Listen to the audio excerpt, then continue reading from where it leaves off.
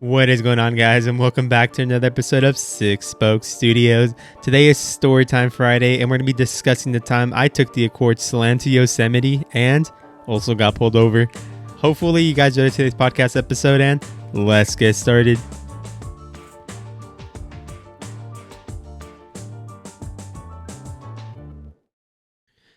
Alrighty, guys, so before we start off today's podcast episode, I'm going to give you guys a little bit of background information just because the way this worked out, it's pretty crazy.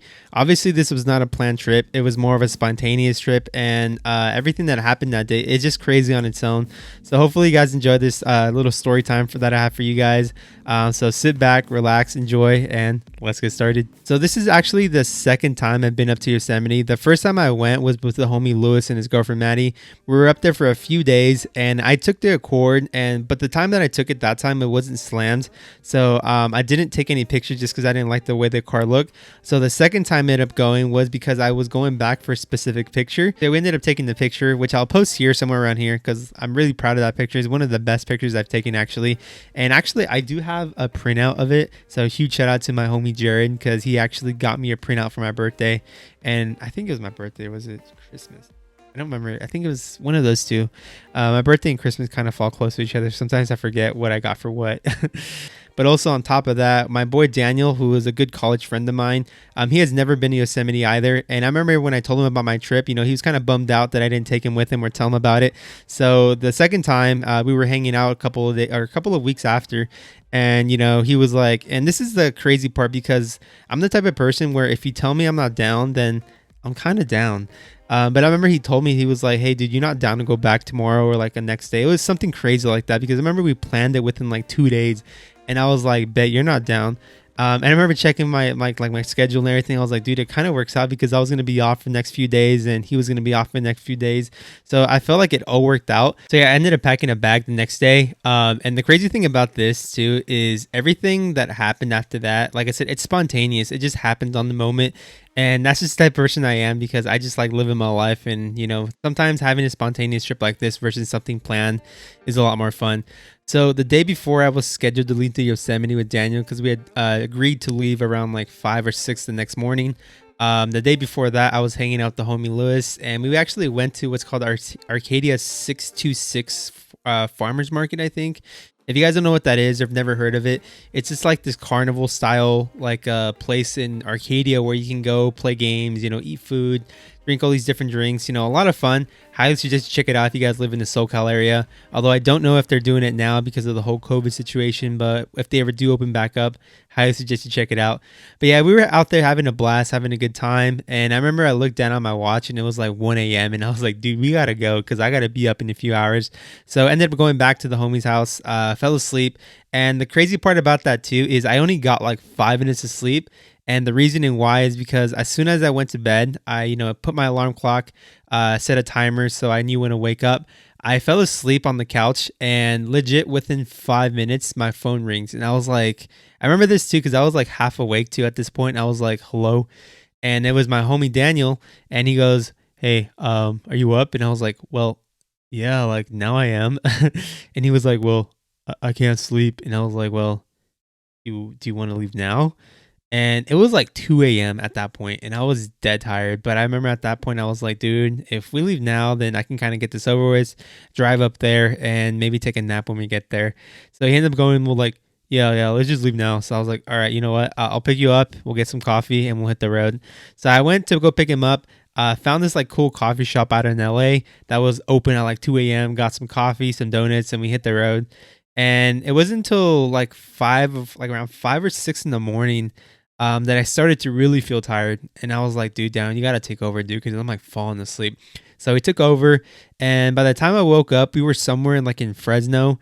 And the reason why we made a pit stop in Fresno too that day was because Daniel needed to like fix his phone. It wasn't working for some reason. And he was worried that he wasn't going to get good reception in Yosemite, which the funny thing is you don't get reception up there. You're in the middle of nowhere. So I was like, dude, you don't really have to worry about this. But you know what? Since we're already here and I see one in the corner, we'll just stop there real quick.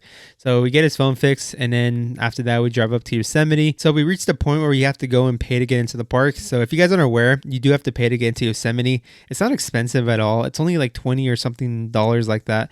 Or if you have a national parks pass, which is like $85 for a year, and you can pretty much visit any national park within the US, you can also do that too. So we get to the checkpoint, I pay the 20 something bucks it costs to get in, and we start driving to our campsite.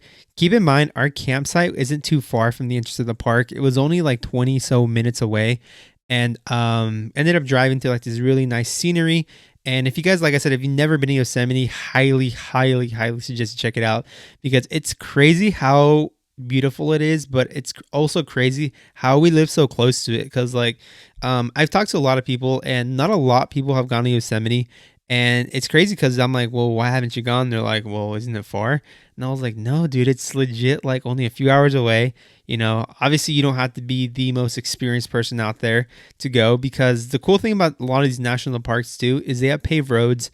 It's a big touristic thing, so a lot of people that go, generally always have like a kind of a certain place to go. You usually go to the waterfall, or you go to like the certain trail here, the trail there. So it's pretty well set up for an inexperienced person. So like I said, if you've never been to a national park and you really want to check something out, highly suggest you check out Yosemite, because it's beautiful out there. But we ended up driving to our camp spot, and what happens next, it's pretty crazy. We were only a minute away from our campsite. All we had was like 0.1 of a mile, and all I had to do was make a left turn. And I remember this so clearly. We ended up going around this corner, and as soon as I turned the corner, I see a cop. And I was like, dude, Daniel, like, we're about to get pulled over. Dude, watch this. And for some reason, I don't know why I did this, but as I'm passing the cop, I turn, look at the cop, and we make eye contact. And at that point, I knew, I was like, it's over. He's going to pull us over. So pass the cop, and as soon as I pass him, he turns around and gets right behind me, and I was like, dude, here we go. I was like, he's gonna pull us over, and he's gonna tell me like, hey, you're not allowed to be here with that car, or some ridiculous reason like that. That was my whole mentality on why he was gonna pull us over. But when they ended up pulling us over, his reasoning was that we were going 5 miles over the speed limit. 5 miles. I was like, what? And obviously, I kind of understand the situation. I mean, he's a park ranger, and he's there to kind of protect the wild animals that are out there as well. So his reasoning was, if I'm going too fast, and the animal's crossing the road, I may not have time to stop. So I totally understand on that part. And I told him like, hey, I'll be more cautious from here on out. Just make sure I'm not going over the speed limit and being cautious of animals that may be crossing the roads. But the next thing that he told me completely threw me off, because it wasn't like he kind of built up to this question. He kind of just said it straight up, and I was like, what? Did he really just ask us that?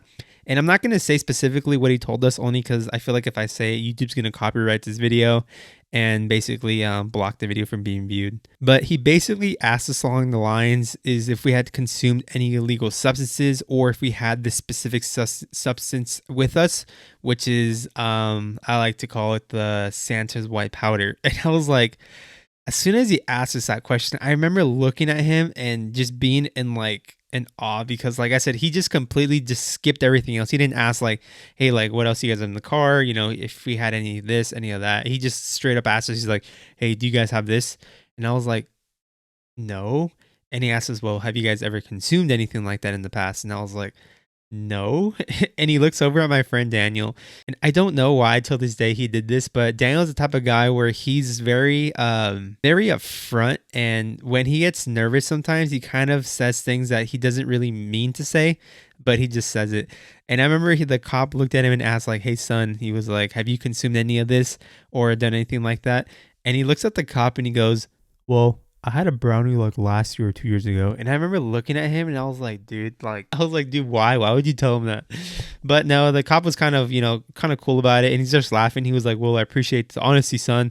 And then he goes again and he asks, you guys have any weapons in the car? And I was like, no, I don't have any weapons. Actually, no, I told him I had a knife, like a pocket knife, but he was cool with that. But he looks at my friend and he goes, do you have any weapons on you? And I was like, dude, because I had just remembered at that point that Daniel had a taser on him. Why he had a taser, I have no idea. His reasoning was that he saw it at a store and it looked cool and he wanted it. And I was like, dude, like, I just remember at that point, I was like, we're going to jail. I was like, bro, we're going to he's going to use it as an excuse to, take us in and whatnot. So as soon as he asked Daniel that question, Daniel looks at him and goes, well, I do have a taser. And I was like, oh my God, like, no, please, no, not now. And the cop just starts laughing once again. He was like, all right, no worries, son. He was like, I appreciate the honesty.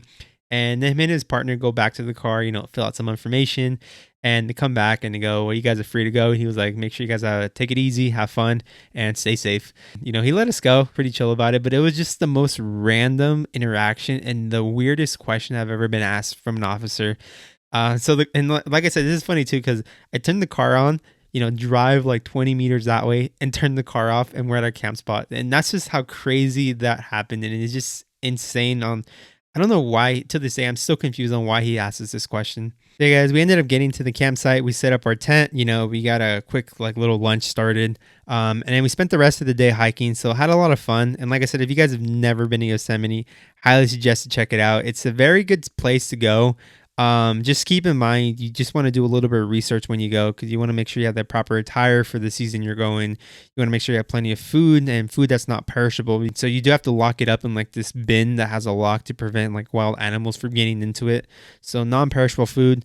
And then on top of that, make sure you guys take like hygiene stuff. So like toothbrush, deodorant for sure, cleaning wipes, just simple stuff like that. Your clothes, extra socks. I always love to tell people that if they go camping, take extra socks, because that's something you're definitely going to need. And also highly suggest this, invest in hiking boots, because they're legit the best investment you can make. And it's the cheapest investment you can make, because you can find a good pair of hiking boots. I believe the ones I have are from Colombia, and they're like $60, but they're water resistant. And they have good grip on them. So I can pretty much go anywhere between like very loose dirt, very loose sand. I've even taken up to the mountains when I go snowboarding. So they do well in the snow as well.